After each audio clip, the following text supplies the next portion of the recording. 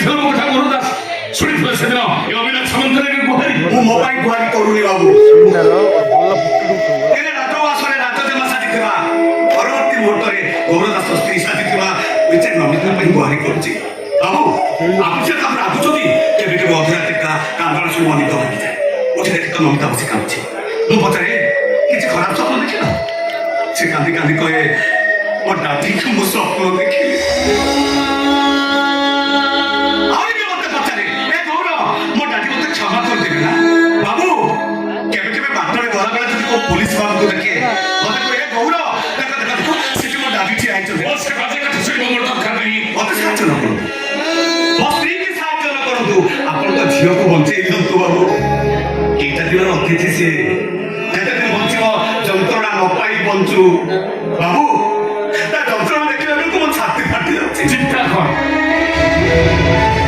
ସେଦିନ ମୋ ଛାତି କେମିତି ଫାଟି ଯାଇଥିଲା ଯେତେବେଳେ ଲୋକମାନେ କହୁଥିଲେ ଅବିନାଶ ସାମନ୍ତରାୟଙ୍କ ଝିଅ ଗୋଟେ ମାମୁଲି ଡ୍ରାଇଭରକୁ ପ୍ରେମ ବିବାହ କରି ଚାଲିଗଲା।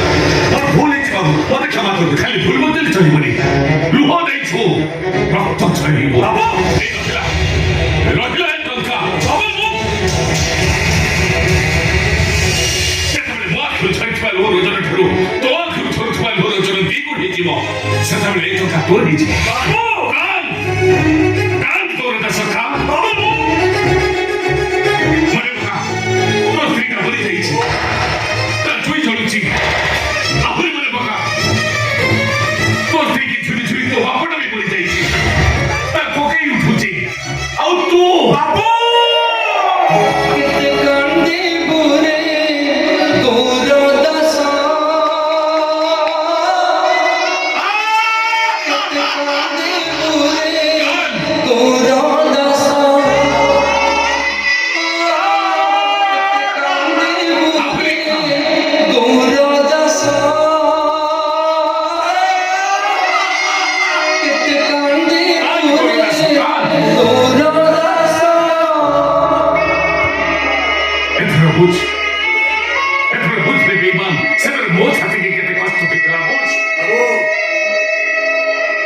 ଅଭିମାନୀ କୁହନ୍ତି ପ୍ରେମିକ ଅନ୍ଧ, ଏ ସମାଜ କହେ ପ୍ରେମିକ ପାଗଳ। ଆପଣ କହୁଛନ୍ତି ଗୌରଦାସଟା ବେଇମାନ, କିନ୍ତୁ ଗୌରଦାସ ଜାଣିଛି ସେ ଗୋଟେ ସରଳ ନିରୀହ ମଣିଷଟିଏ। ଜୀବନରେ ଆଗକୁ କିଛି ଭୁଲ କରିବିନି ସେ କଥା ମୁଁ କହିପାରିବିନି। ଏବେ ବି ଛାତିରେ ହାତ ବାଡ଼େଇ ବାଡ଼େଇ କହିବି ଏ ଗୌରଦାସଟା ଜୀବନରେ କିଛି ବି ଭୁଲ କରିନି। ଭୁଲ କରିନୁ? କିଛି ବି ଭୁଲ କରିନି।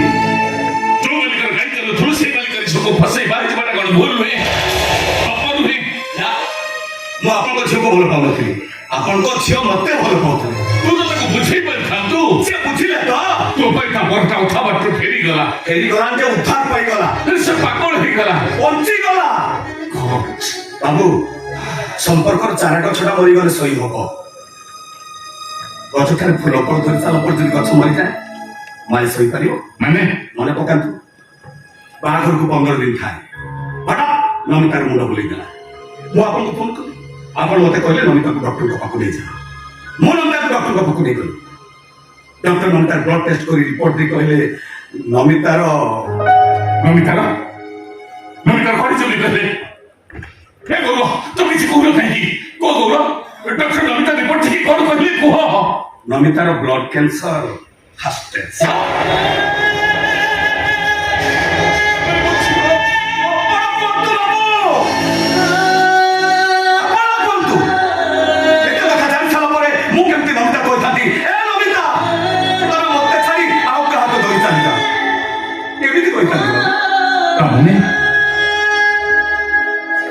ନମିତା ମରିଯିବ ଜାଣିବି ତମେ ତାକୁ ବାହା ହେଇଥିଲ?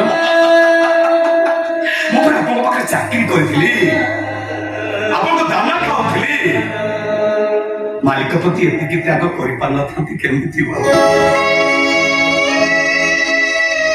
ଗୋଟେ ବ୍ରହ୍ମାଂଶ ଲଗେଇକି ଭାବି ଏବେ ବି ତମେ ବସି ପାରୁଛ? ଗରିବ ଲୋକ ଆମେ ଜାଣିଛୁ ପ୍ରତ୍ୟେକ ମୁହୂର୍ତ୍ତରେ ଜୀବନ ଆମକୁ ଧକ୍କା ଦେବ, କାନ୍ଦିବାକୁ ହବ ପୁଣି ଲୋକ ପୋଛିବାକୁ ହବ। ଏଇ ଦେଖୁନାହାନ୍ତି ଆଉ ଦିନ କେଇଟା ପରେ ମୋ ସ୍ତ୍ରୀ ନମିତା ମରିଯିବ।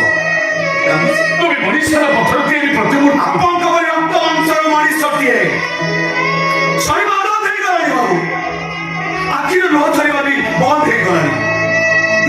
ଗୌର ଦାସ କାନ୍ଦୁଛି ଆଖିର ଲୁହ ଝରୁନି। ତମେ ତମେ ମତେ କ୍ଷମା କରିଦିଅ ଗୌର, କ୍ଷମା କରିଦିଅ ମତେ। ନାଇଁ ବାବୁ, ଆପଣ ମତେ କ୍ଷମା ମାଗି ପାପର ସମୁଦ୍ର ଭିତରକୁ ଠେଲି ଦିଅନ୍ତୁନି ବାବୁ। ଚୁପ କର, ଚୁପ କର ତମେ। ମୁଁ ତମ ବାବୁ ନା? ହଁ ବାବୁ। ମତେ ତୁମେ ବାବୁ ହୋଇ ଡାକୁଛ ନା? ବାବୁ ମୁଁ ଯାହା କରିବି ମୋ କଥା ତମେ ରଖିବ। ରଖିବି ବାବୁ, ହେଲେ ଆପଣଙ୍କୁ ମୋ କଥା ରଖିବାକୁ ହବ। କୁହ କୁହ କୁହ। ବାବୁ ଖାଲି ଥରୁଟି ଯାଇ ନମିତାଟାକୁ ଝିଅ ବୋଲି କହି କୋଳେଇ ନିଅନ୍ତୁ, ତାପରେ ଯାହା କହିବେ ଆପଣ ଯାହା କହିବେ ମୁଁ ରଖିବି। ତମେ ସତ କହୁଛ? ମୁଁ ଯାହା କହିବି ମୋ ଯାହା କହିବି ମୁଁ ରଖିବି। ମୁଁ ଯାହା ବି କହିବି ରଖିବି ବାବୁ। ତମେ ତମେ ମତେ ଧରୁଛି ବାବା ବୋଲି ଡାକି ପାରିବ? ବାବୁ ମୁଁ ଜୟ କିଏ ପୁଅ କିଏ? ପୁଅ କଣ ବାପାକୁ ବାପା ବୋଲି ଡାକେ? ଡାକ ଡାକ ଗୌର, ମତେ ଥରେ ବାପା ବୋଲି ଡାକ। ଡାକ ଗୌର, ମତେ ଧରୁଛି ବାପା ବୋଲି ଡାକ। ବାପା